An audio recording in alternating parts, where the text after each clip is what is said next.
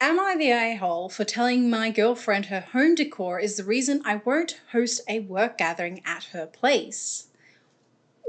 Ooh, that should be interesting. Someone's got an interesting design style, I'm going to assume. Hey guys, welcome to my channel. My name is Tash and I am an interior designer that likes making design accessible to everyone. And today we are looking at some AITA stories and discussing some of the design ethics around them. If you like this and you would like to see more videos from me, make sure you go ahead and like and subscribe to be a part of more design adventures. Let's get into it. AITA for telling my girlfriend her home decor is the reason I won't host a work gathering at her place. I, 32 male, have been with my girlfriend, 29 female, for over a year now. She's smart, funny, a bit quirky, and has a serious job with a good salary. We have a great time together and generally get along well. The only thing is her choice in home decor is bizarre, to put it frankly, and not something you'd think a normal grown adult would be into. Her apartment is definitely a reflection of herself and her interests. Not in the best way, though. Ooh, interesting. My girlfriend has wall dedicated to animation in one room of her apartment, like Futurama pieces and etchings of some weird triangle guy. I think I know who he's talking about. Then there's the wall of framed, preserved insects in another room, but not insects like butterflies or moths. Instead, she displays tarantulas, beetles, and large stick insects. Okay, yeah, I think that yeah, right. I can understand that. Her bathroom has a subtle theme of the ocean, pretty common, but instead of starfish or shells, she has a little anglerfish nightlight, a small vampiric squid painting, and then a framed diagram of what apparently is a goblin shark right by the toilet. This girl is unique, okay? Oh, I can imagine it. I would say a majority of her home decor and furnishings are okay. The apartment itself is very modern and sleek. It's just the random decor and juvenile-ish themes like cartoons, insects, and bizarre ocean creatures is off-putting. This is where I might be the a-hole. I avoid bringing people over to her place, especially people from my job, because of how juvenile it looks. Everyone's impressed when they see the high-rise, but that quickly fades once you enter. The one time I brought a work colleague over, they ended up telling me that they found her insect wall terrifying. I work in finance and appearances and first impressions are important. My office will hold casual gatherings where we get together for a few drinks, good food, and we rotate hosts. And this time it's my turn. The problem is my place is under some construction and not an ideal place to be right now, so I've been staying with my girlfriend. My girlfriend suggested that we host my colleagues here since she has the space and she thinks it'll be fun. I told her I planned on skipping my rotation and seeing if the next person would be okay with hosting early. She kept pressing on why I didn't want them over here, so I finally said that it's because of her home decor that is so strange and not something a grown woman would have, and also that her insect wall horrified that one colleague that did come over. My girlfriend got mad and said at the end of the day it's not my space and these things bring her joy. She also said that she is indeed an adult woman, which is exactly why her apartment is decorated in such a manner. I love my girlfriend, I do, and it's okay to have different interests, but does an adult really need to decorate with them besides a few things here and there? I mean, my own mother would ask my girlfriend, whoa, gosh. I mean, my own mother asked if my girlfriend was autistic after she saw the entire apartment for the first time. So Reddit. And I can't believe that. Oh my god. AITA for telling my girlfriend her home decor is the reason I won't host a work gathering at her place. Alright, so before we jump into any of the comments, as an interior designer, we do tend to work with a lot of couples and trying to blend design styles. I think sometimes the thing that grinds a lot of people's gears tends to be anime styled things, movies, and a lot of sports memorabilia.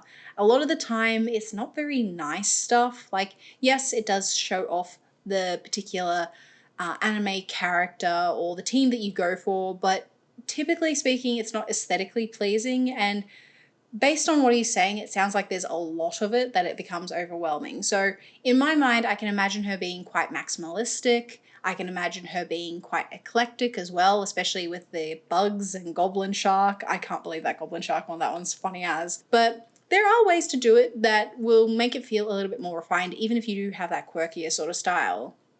I'm going to assume that she probably rents.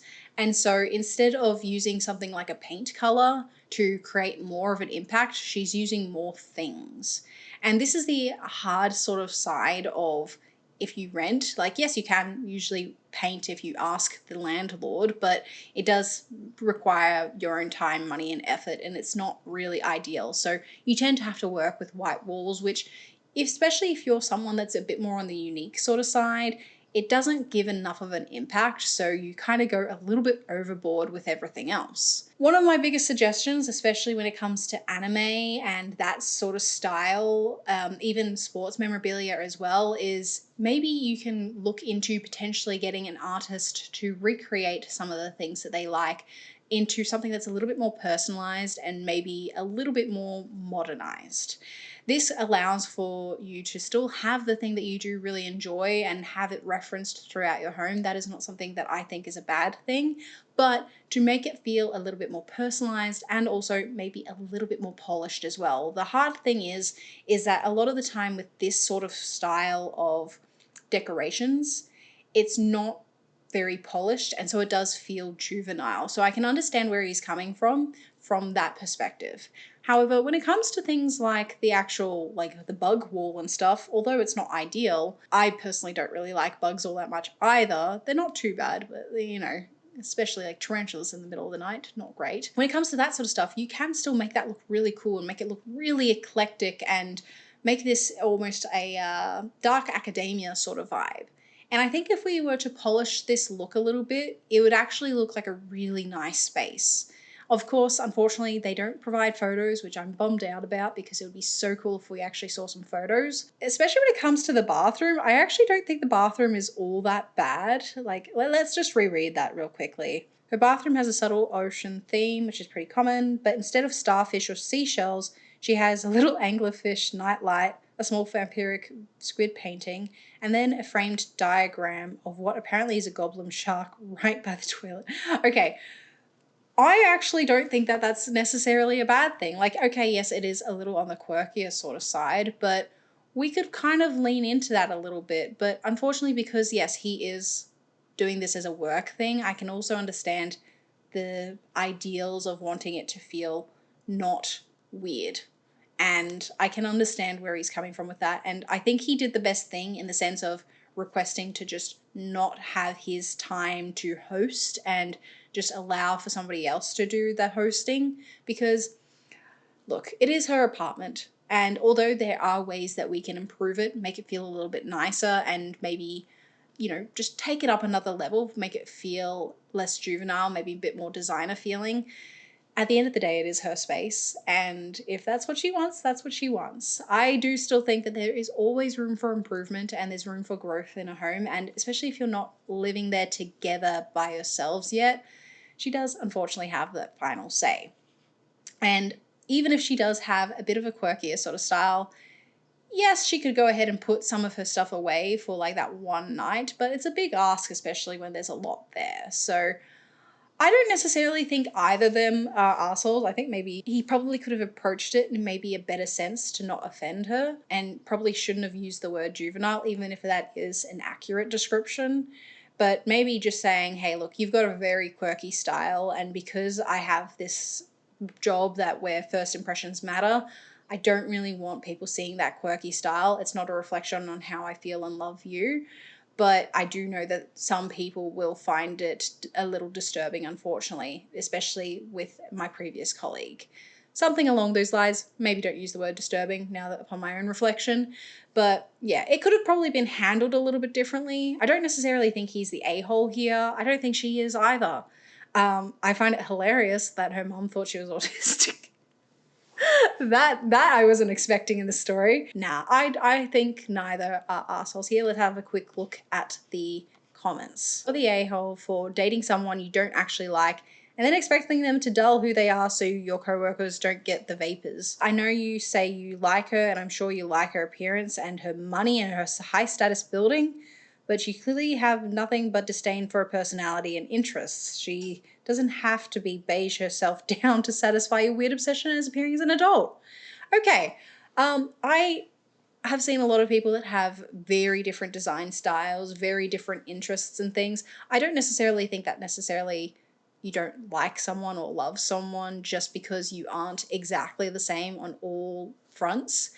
So I feel like that's a very strong worded message, especially because it's her own place still at this point in time. It's not like you're trying to work into people's design styles at this point. It's simply that, okay, his place is currently under renovation, so he can't host it there. He's with her temporarily. Should we really have that expectation that she's just going to completely change everything for him when he's not even living there full time with her? I think no. And, I think people can still like each other and love each other if they have different styles. Otherwise, we wouldn't have really unique looking homes. We'd only have people that had mid-century homes. We'd only have people that had traditional homes. Like, a lot of design is mixed. So I don't agree with that statement, but let's keep going. I think those might be expensive decor for children to afford. Yeah, you don't really love her. If you did, you would rejoice in this fantastic example of her quirkiness. She sounds great. You're the a-hole because you're pretending to love this woman, but you secretly look down on her and feel superior. Break up with her and let her find someone who will cherish her awesomeness. Okay, yeah, a lot of the comments here seem to be of the opinion that he doesn't like her, and we don't know that for certain. Yes, his message is quite strongly worded, but especially if you don't like something to a point where it kind of makes you go, ooh, I don't know how I feel living in that.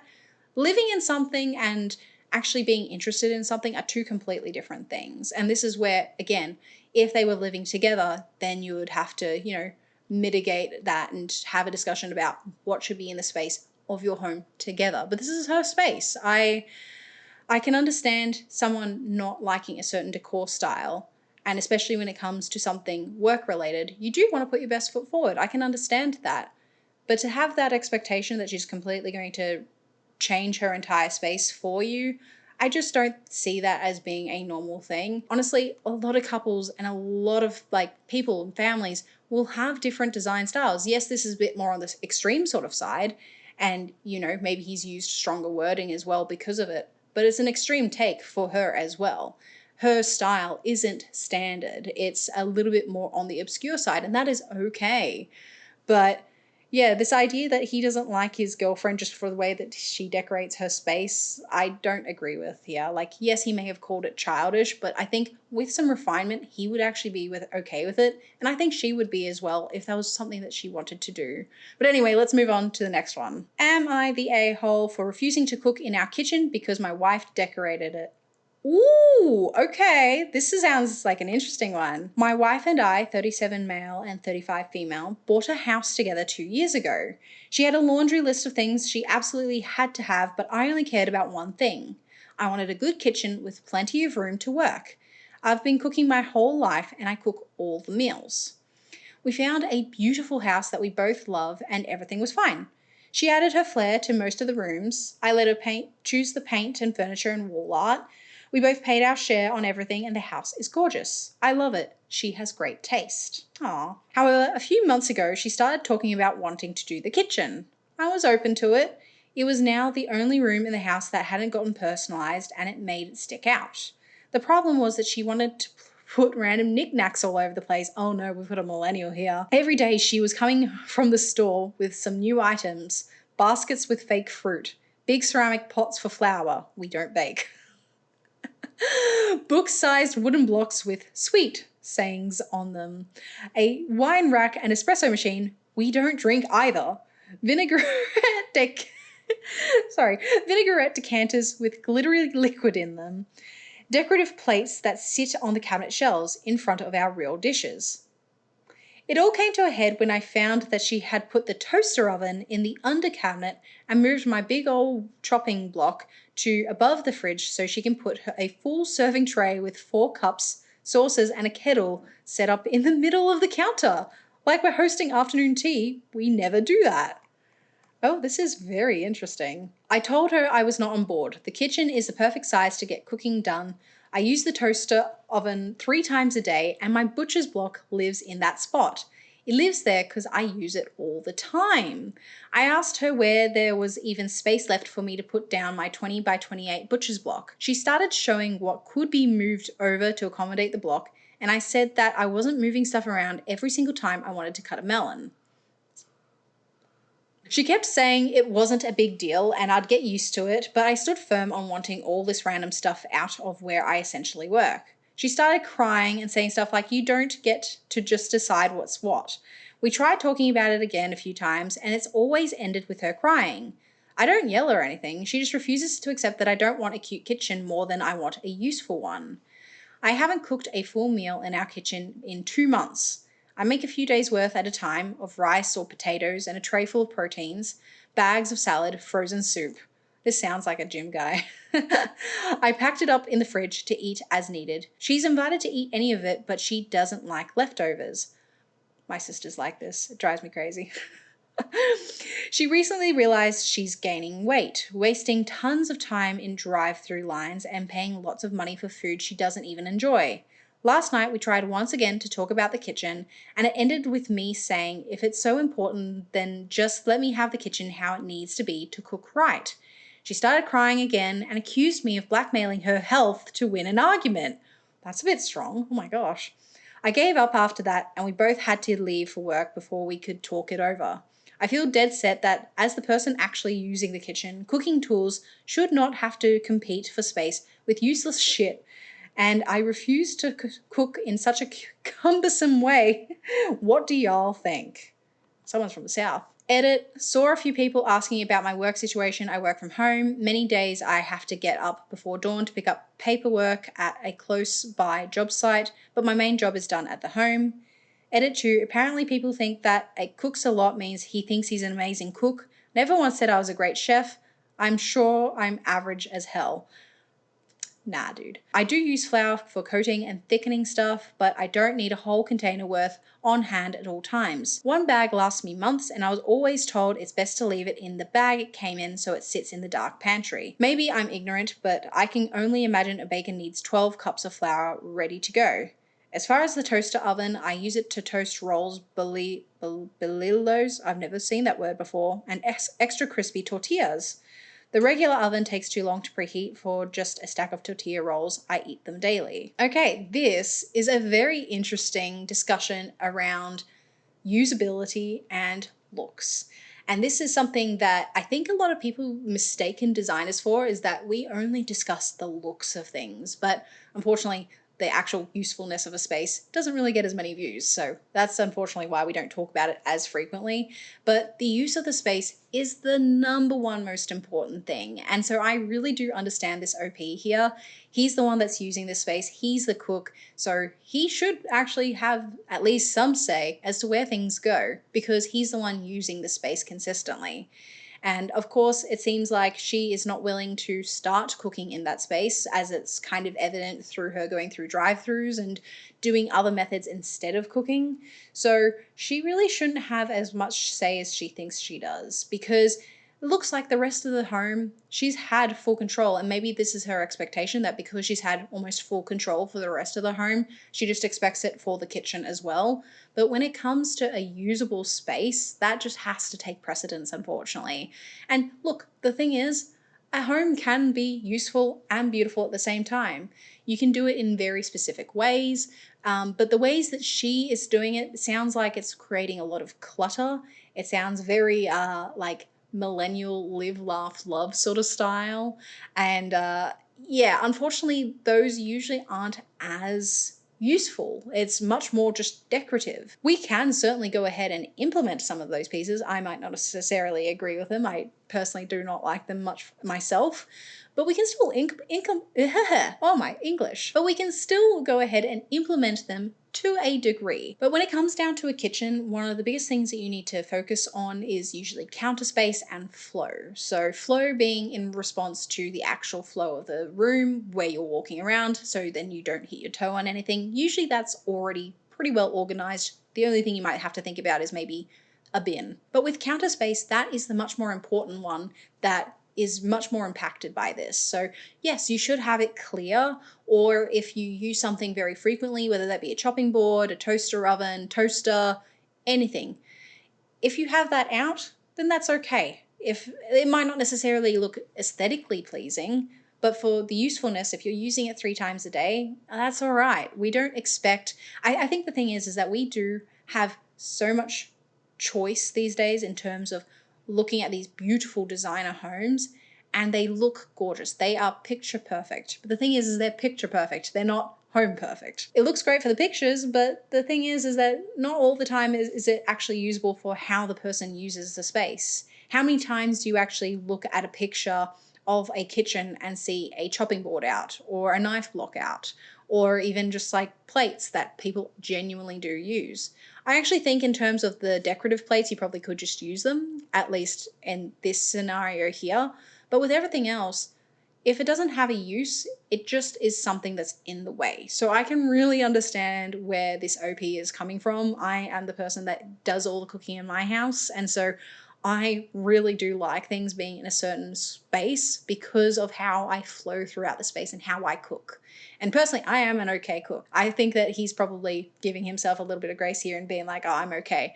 I'm sure he's probably pretty good if he's cooking 3 times a day, even if it is simpler sort of things. Sometimes simple things are perfection. Ask the Italians. Honestly, I believe the OP is not the a-hole here. Let me know in the comments below what you guys think. I had to go back and check the ages. OP's wife is 35 and acting like that. Yeah, I do not think that she is really acting in a grown-up manner here, speaking of people being grown up. Look, I understand that it can be a very emotional conversation because you have certain expectations, you want things to look a certain way, but to cry every single time it comes up, someone needs to go to therapy maybe a little bit, or she's expecting to get her way. But the thing is, especially when you're in a relationship, in a marriage, there is compromise. And especially when it comes to the actual use space of a house, that is where the compromise really should be. Like a sofa, everyone can compromise on, but having a space not be functionable anymore, that is a really hard thing to actually compromise on, especially a kitchen. Kitchens are really hard to compromise on. My family knows unless they want to do all the cooking, they need to leave the kitchen how I like it. Yes, I've moved plenty around as our needs change, but you put something I use daily on top of the fridge, I'll either be calling you to get it down and rearrange every time I need it, or you'll be doing all the cooking. Well, yeah, I can get that. Why do people go for all that cutesy crap? My stepmom is like this, and my dad is the one that usually cooks. We have things displayed, basically antiques, but it's all on the wall, storage for things, or up high, not in the work area. Yes, that is where we can have a little bit of compromise here. She can have a little bit of her decor, having it on the walls, having it out of the way is a great way to do that. But having it on the counter space, not ideal whatsoever. Even my decorative stuff is functional, like vintage style Kit Kat clock on the wall, using old china for my salt cellar, choosing a nice Peugeot pepper mill. I hate curtains in the kitchen even. They get greasy and gross. And the one art print I have in there is functional, to hide the breaker box, lol. Functional to what I am actually using, not an enormous decorative flower canister like OP, I don't even use a bag a year. Yes, that is a great little note. Something can be beautiful and functional. So maybe instead of having that butcher block that you use, maybe you can find something else that is a little bit more on the decorative sort of side that matches her aesthetic a little bit, but is still functional for you. That's another area where you could compromise a little bit, but honestly, a butcher block, usually pretty important. I'd keep that, but maybe there's something else in the space that you can compromise on that can make it look a little bit more cutesy for her. Not the a-hole, this is wild. Her reaction made me think she doesn't cook at all. I have that type of clutter put away until we have guests over or I'm hosting something fancy, but even then, it's not that much. A good solution would be to include her into the cooking, maybe try to cook together so she can actually see what the clutter is doing in the kitchen. Great idea. I actually agree with that. If you understand how a space works and functions, then you'll understand, okay, this is why this is over here. It may not visually look the best, but there's a reason for it being there. Something I learned some time ago is that some people simply cannot be trusted in the kitchen.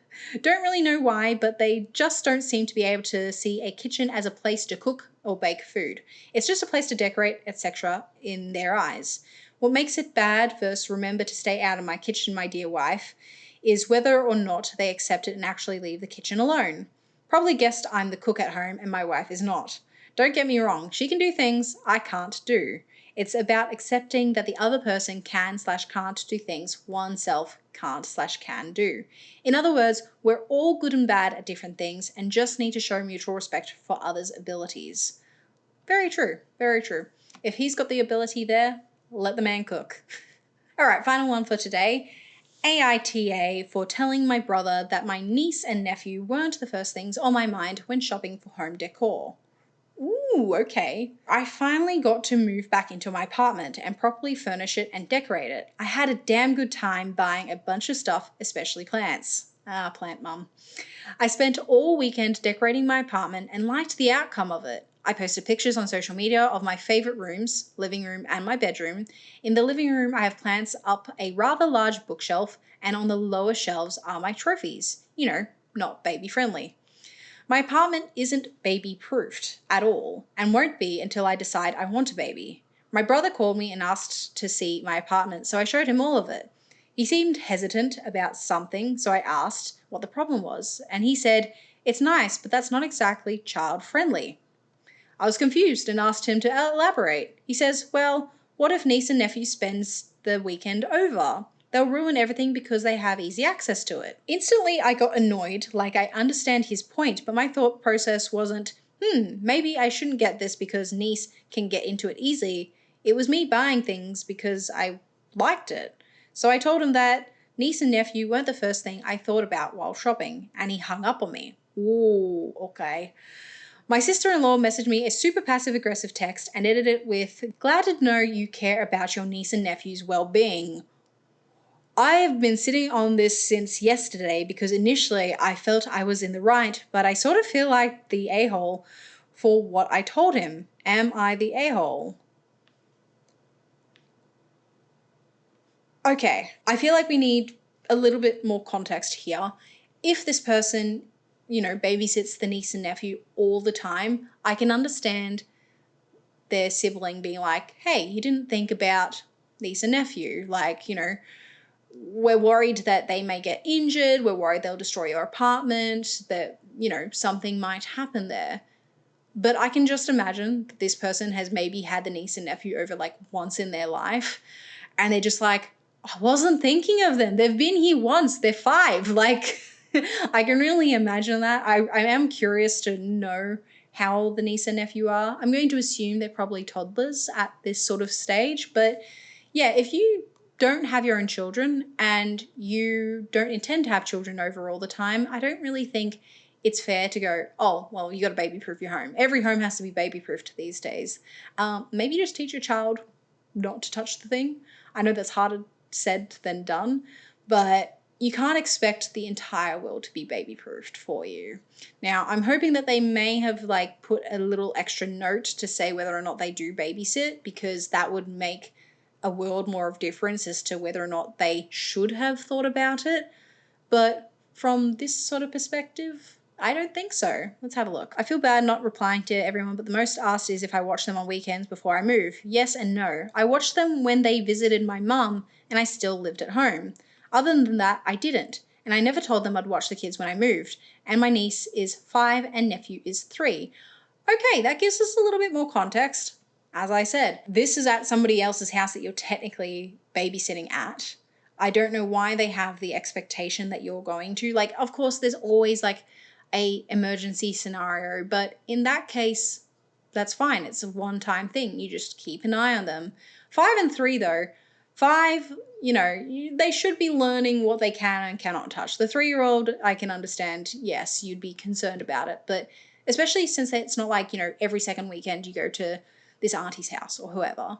You should not have that expectation of them. Let's have a look at some of the comments here. Not the a-hole. When I was a kid and I wanted to spend a weekend with my grandparents, they traded houses with my parents. Oh, because our home was kid-friendly and theirs were not. Sounds like they wanted to impose rather than have you spend quality time with them. Ooh, yeah, see, there's always a different option. I don't know how far away they obviously live and all that sort of thing, but that is a really great idea for those of us that want to go over and see the kids, but don't necessarily want to baby-proof the house as well. And honestly, baby-proofing has gotten to an absolute extreme these days. Like, you've got people putting like rubber on top of every single corner and stuff. Like, we didn't have that when I was a baby, and I think it's just getting to a new stage, a new level where it's just a little bit crazy. And eventually kids do need to learn. They won't learn if they do not have the experience. Now, I'm not saying I want a kid to just, like, you know, knock their head on the side of a coffee table. That's not what I'm trying to say. But if they are, like, going ahead and climbing on the furniture, the parents have to go in and parent. That's not the furniture's fault. Like, we do have things these days to mitigate for that. Like, you would see that with a lot of IKEA furniture, a lot of it is stuff that you can actually go ahead and drill into the wall so that it doesn't topple on someone. Part of that is because it's so narrow, there is the possibility of it toppling. But even then, that's an option. You don't have to do that. Yeah, that's a great idea though. I do like that idea. Not the a-hole. Sounds like your brother and his wife are either annoyed that you're not an option for free babysitting, or that how dare you not think your niece and nephew aren't the most important things on the planet. The fact he went instantly to talking about them staying with you shows it's likely the former. Okay, well, I mean, I think as a parent, I mean, I'm not a parent myself just yet, but as a parent, you do want to kind of think about, okay, what are our options if something were to happen, emergency scenario, who can they go to? Obviously, the grandparents are the first people you think of, but if they're not there or available, then yeah, maybe you'll be thinking about siblings, you'll be thinking about their homes and stuff. But again, that's a worst case emergency sort of scenario where it's just like, oh, I really need to go do this thing. I'm so sorry. Would you mind taking care of them for a few hours? It's not like, oh, we're going over to the auntie's house for the entire weekend. It's a very different ball game here. So yeah, I kind of agree with everybody here.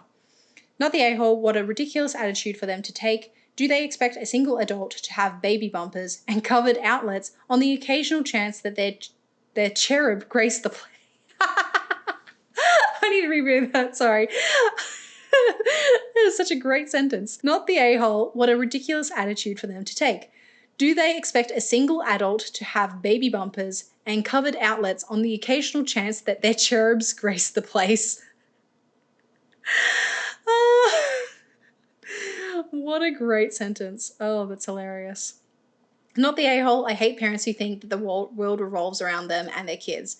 I'm sure if they did come over, you would move any hazardous things, but you can't live your life on the off chance that you may be asked to babysit. If it was a different sort of scenario where, yeah, you're taking care of them every second weekend or something like that, or it's more of a common thing, then yeah, you probably should have thought about it. But in this particular scenario, I think OP has the right to go ahead and decorate their home however they like. If on the off chance that they do have to have the kids over for whatever reason, yeah, you just move a few things and you just make sure that the kids know what the rules are. I remember that when I was a kid, there was a few places that I used to go to where there were a lot of, like, you know, little things that you could grab onto, but I learned very quickly you don't touch that stuff. And that's just a parenting thing. Of course, there's going to be a level as to how much a child is going to understand depending on their age bracket, but they're getting to the age where they should start understanding, hey, I shouldn't really be doing that. So yeah, let me know in the comments below what you guys think. Let me know if you guys would like to see more AITA stories like these. And if you would like to see some more of my design content, make sure you check out this video here. Thank you so much for watching. I'll see you on the next design adventure.